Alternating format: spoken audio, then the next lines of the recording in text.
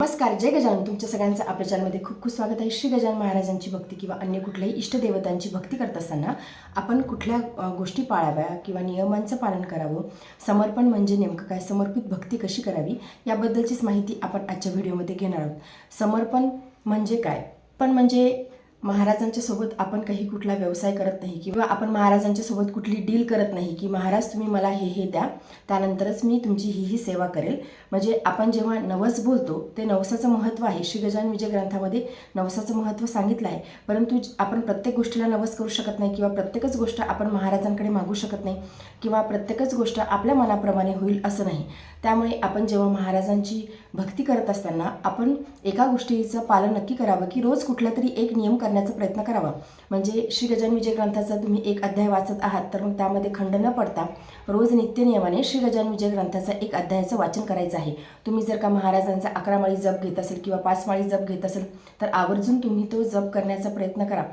आणि तुम्ही जेव्हा नामजप करायला सुरुवात कराल, तुम्ही नामस्मरण करायला सुरुवात कराल, तुम्हाला तेव्हा कळून जाईल की तुमचे जे काही प्रारब्ध आहेत किंवा जे काही तुमचे संचित प्रारब्ध आहेत ते हळूहळू नष्ट व्हायला सुरुवात होतात. म्हणजे एकदमच सगळ्या गोष्टी घडणार नाही, परंतु हळूहळू त्याच्या प्रारब्धाचं जे कॅल्क्युलेशन आहे ते वेगवेगळं असतं. त्यामुळे प्रत्येकाच्या प्रारब्धानुसार प्रत्येक गोष्टी ह्या होत राहतात. म्हणजे कुणी 2 भक्त आहेत समजा आणि दोघंही भक्ती मार्गामध्ये सोबत आले, भक्ती सोबत करायला लागले, नामस्मरण करायला सोबत लागले, परंतु तरीसुद्धा एकाला शुभ फळाची प्राप्ती झाली आणि एकाला अशुभ फळाची प्राप्ती झाली. तर हे ज्याच्या त्याच्या प्रारब्धानुसार असते. त्यामुळे आपण कुणाला काय मिळालं किंवा कुणाला काय मिळालं नाही याची चिंता न करता आपण सतत महाराजांचं चिंतन करावं. महाराजांच्या चिंतनामध्ये आपण वेळ घालावा, हेच आपल्यासाठी महत्त्वाचं आहे. महाराज बघून घेतील. महाराज अंतर्यामी आहेत. अंतर्यामी म्हणजे काय? महाराजांना सगळं काही दिसते. आणि समजा कुणा भगवंताची आपण जर का भक्ती करत असलो, ते जर का अंतर्यामी नसतील तर मग तो परमात्माच नाही. परमात्मा हा अंतर्यामी आहे. परमात्माला सगळं काही दिसते. त्यामुळे महाराजांची सेवा, भक्ती, नामस्मरण तुम्ही अतिशय निष्ठेने करा. आपल्या भक्तीमध्ये किंवा आपल्या नामस्मरणामध्ये किंवा चिंतनामध्ये एक उत्कंठा हवी. उत्कंठा म्हणजे कशी? जोपर्यंत आपण उत्कंठा विरहित भक्ती करू तोपर्यंत आपल्याला महाराजांची प्राप्ती होणार नाही किंवा आपले जे काही प्रारब्ध आहेत ते नष्ट होणार नाही, आपले जे काही पाप आहेत ते नष्ट होणार नाही. त्यामुळे भक्तीमध्ये उत्कंठा हवी. आपण जेवढ्या उत्कंठेने महाराजांची भक्ती करू तेवढीच आपल्याला महाराजांची कृपा प्राप्ती होणार आहे. महाराज आपले गुरु आहेत आणि गुरु आपल्याला मार्ग दाखवत असतो, आपल्याला पद दाखवत असतो, आपण कोणत्या रस्त्यावरती चालायचं आहे हे गुरु आपल्याला दाखवत असतो. महाराजांचं जेव्हा आपण श्री गजानन विजय ग्रंथ वाचतो तर श्री गजानन विजय ग्रंथ हा मानवी जीवनाच्या अतिशय जवळ जाणार आहे. श्री गजानन विजय ग्रंथामध्ये आपण कसं चालायचं आहे, कसं बोलायचं आहे, कसं वागायचं आहे, ह्या सगळ्या गोष्टी श्री गजानन विजय ग्रंथ आपल्याला शिकवतो. त्यामुळे ग्रंथाचा आधार घेणं आपल्याला गरजेचं आहे. श्री गजानन विजय ग्रंथ म्हणजे साक्षात गजानन महाराजच आहेत. त्यामुळे श्री गजानन विजय ग्रंथ आपण नित्य वाचावा, त्याचं नित्य पठण करावं. ज्ञानेश्वर महाराजांची अतिशय सुंदर ओवी मला इथे आठवते आहे. ज्ञानदेव म्हणे, तरलो आता उद्धरलो गुरुकृपे. म्हणजे गुरूंची कृपा एवढी होते की आपण गुरुच्या कृपेमुळे आपल्या जीवनाचा उद्धार होऊ शकतो. त्यामुळे सतत महाराजांचं चिंतन करा, महाराजांचं नामस्मरण करा. तुम्हाला कुठल्या अन्य देवतांची भक्ती करण्याची इच्छा होत असेल आणि अजून एक त्यामध्ये मी तुम्हाला सांगते की अन्य देवतांची भक्ती करण्याची इच्छा का होते, आपलं मन त्या भक्तीकडे आकृष्ट का होते? कारण की महाराजच आपल्याला तेवढी जाणीव करून देतात, तेवढा भाव आपल्या मनामध्ये आणतात. महाराजांचीच कृपा होते की आपण अन्य देवतांची भक्ती करण्याकडे आपण आकृष्ट होतो. म्हणजे आपण महाराजांना वेगळं समजायचं आणि त्या देवाला वेगळं समजायचं असं नाही. महाराजांच्याच कृपेने एक पाऊल आपण पुढे जात आहोत असं समजायचं. ही महाराजांचीच कृपा आहे असं समजायचं. म्हणजे बऱ्याचशा अशा कमेंट येतात की मी महाराजांची भक्ती करत असताना मला वेगळ्या देवतांची भक्ती करण्याची इच्छा होती, तर ती महाराजांचीच कृपा समजावी आणि आपण भक्ती करावी. तर मूळ मुद्दा आपला असा होता की समर्पित भक्ती म्हणजे नेमकं काय? की आपण स्वतःला तन मन धनाने महाराजांच्या चरणाशी अर्पण करणं. आपण महाराजांच्या सोबत कुठली डील करत नाही आहोत. आपण महाराजांच्या सोबत काही व्यवसायाची बोलणी करत नाही की तुम्ही मला हे दिलं तर मी तुमच्यासाठी हे करेल. तुम्ही तुमच्या भक्तीला सुरुवात करा, तुम्ही तुमच्या नामस्मरणाला सुरुवात करा. आणि जेव्हा तुम्हाला समजा नवस बोलायचं आहे किंवा महाराजांच्या समोर एखादा संकल्पयुक्त सेवा करायची आहे, त्यावेळी मग त्या कंडिशनमध्ये ठीक आहे की तुम्ही नवस बोलता आहात, संकल्पयुक्त सेवा तुम्ही करत आहात, तर त्या कंडिशनमध्ये तुम्ही कुठला म्हणजे संकल्पयुक्त सेवेला सुरुवात केली, नवस बोलून तुम्ही सेवेला सुरुवात केली, त्यावेळी आपण संकल्प घेत असतो आणि त्यावेळेसच आपण त्या संकल्पयुक्त सेवेला सुरुवात करू शकतो. तर संकल्पयुक्त सेवा ही वेगळी, परंतु समर्पण हे वेगळं. संकल्पयुक्त सेवा करणे देखील गरजेचं असते की आपण एका शिस्तीमध्ये, डिसिप्लिनमध्ये आपण महाराजांची सेवा करत आहोत, म्हणजे आपल्या लक्षामध्ये राहते संकल्पयुक्त जर का आपण सेवा करत असेल तर. परंतु समर्पित भक्ती म्हणजे आपण महाराजांच्या चरणाशी सगळं काही अर्पण करून दिलं आहे. प्रेम महाराजांवरती आपण करत आहोत, म्हणजे आपण महाराजांच्या सोबत कुठली डील करत नाहीत.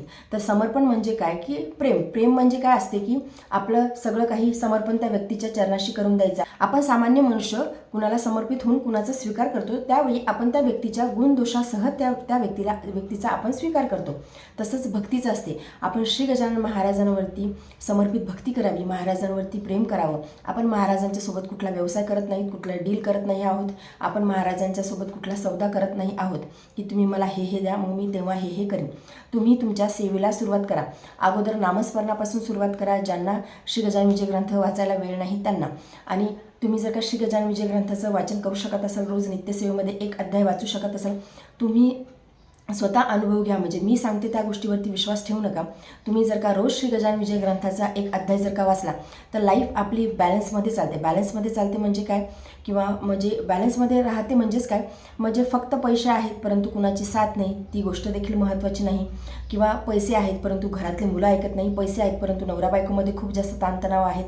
लक्ष्मी ही फक्त पैशाच्या स्वरूपामध्ये नसते, लक्ष्मी ही अष्टलक्ष्मी असते, म्हणजे धान्याच्या स्वरूपामध्ये धनलक्ष्मी असते, वैभव लक्ष्मी असते. अशा अष्टलक्ष्मीचे 8 प्रकार असतात आणि ती अष्टलक्ष्मी आपल्या घरामध्ये नांदते जेव्हा आपण श्री गजानन विजय ग्रंथाचं रोज एका अध्यायाचं पठण करतो, आपण वाचन करतो. त्यामुळे तुम्ही एक नियम बनवा.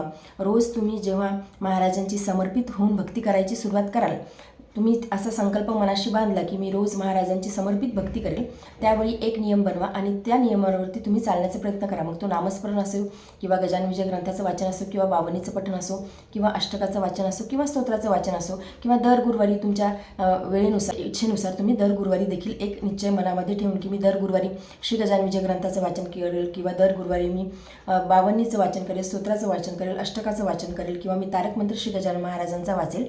तुमच्या इच्छेनुसार, तुमच्या वेळेनुसार तुम्ही एक सेवाचा संकल्प मनामध्ये घ्या आणि तेवढी भक्ती समर्पित होऊन महाराजांची करा. मग भक्ती करत असताना आपल्या समोर जर का अडचणी येऊन उभ्या राहिल्या तर महाराजांना विचारायचं नाही की महाराज माझ्या जीवनामध्ये असं का, महाराजांना हा प्रश्न विचारायचा नाही. म्हणजेच ती झाली आपली समर्पित भक्ती.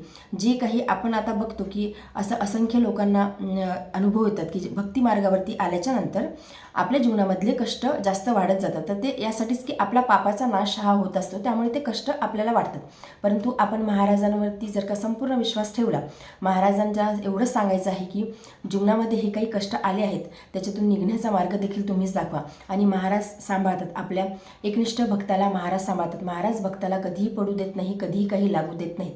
त्यामुळे महाराजांच्या चरणाशी भक्ती जास्तीत जास्त करा. भक्ती करत असताना नुकसान होईल किंवा असे अनुभव येतील, विचित्र अनुभव येतील की आपण ज्या गोष्टीची आपण कधी कल्पना केली नव्हती असे अनुभव येतील. होतं, नुकसान होतं.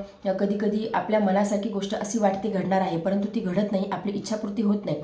परंतु महाराजांना का हा प्रश्न विचारायचाच नाही. महाराजांच्या चरणाशी एकनिष्ठ भक्ती करायची, महाराजांवरती संपूर्ण विश्वास ठेवायचा, तरच महाराज आपल्या जीवनाचा उद्धार करतील, आपल्या जीवनाचं कल्याण होईल. आणि ह्या भौतिक सुखाच्या ज्या गोष्टी आपल्याला वाटतात की मला हव्यात, हे काही नाही. हे महाराज म्हणजे ह्या भौतिक सुखाच्या ज्या गोष्टी आहेत, आपल्याला असं वाटतं की हे हवं, ते हवं. मानवी मनच असं आहे किंवा मानवी जीवनच असं आहे की आपल्या इच्छेला कधीही फुलस्टॉप नसतो किंवा आपल्या इच्छापूर्ती कधीही होत नाही. एक इच्छा आपली पूर्ण झाली की दुसरी इच्छा आपली मनामध्ये प्रगट होते. तर ह्या ज्या इच्छा पूर्ण आहेत हे महाराजांच्यासाठी काही अवघड नाही. आपण जेव्हा महाराजांचं नामस्मरण करतो, महाराजांची भक्ती करतो, त्यावेळी महाराज आपल्या ह्या इच्छा पुरवतातच. म्हणजे महाराजांना तुम्ही तुमची इच्छा बोलून दाखवू शकता परंतु महाराजांना अट्टहास करायचं नाही. म्हणजे असं म्हणायचं महाराजांना की मला माझी इच्छा आहे की हे काम व्हावंसं वाटते, परंतु तुम्ही बघा, तुम्हाला जे योग्य वाटेल तुम्ही तेच करा.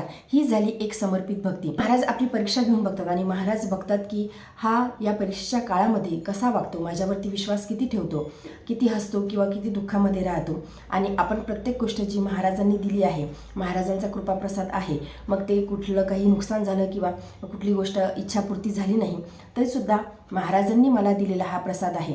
आपण जेव्हा असं मानून त्याचा स्वीकार करतो आणि प्रत्येक परिस्थितीमध्ये आपण आनंदी राहतो, महाराजांवरचा विश्वास कधी ठेवू देत नाही, त्यावेळी महाराजांची कृपा आपल्यावरती होते. महाराज आपल्या जीवनाचा उद्धार करतात, महाराज आपल्या जीवनाचं कल्याण करतात. त्यामुळे महाराजांची भक्ती करत असताना आपल्या भक्तीमध्ये समर्पण नक्की ठेवा. महाराज कृपा नक्कीच करतील, महाराज आपल्या जीवनाचा उद्धार नक्कीच करतील. तर आजच्या व्हिडिओमध्ये एवढंच. व्हिडिओ जर तुम्हाला आवडला असेल तर व्हिडिओ लाईक करा, चॅनलवरती नवीन असेल तर चॅनलला सबस्क्राईब करा. जय गजानन. धन्यवाद.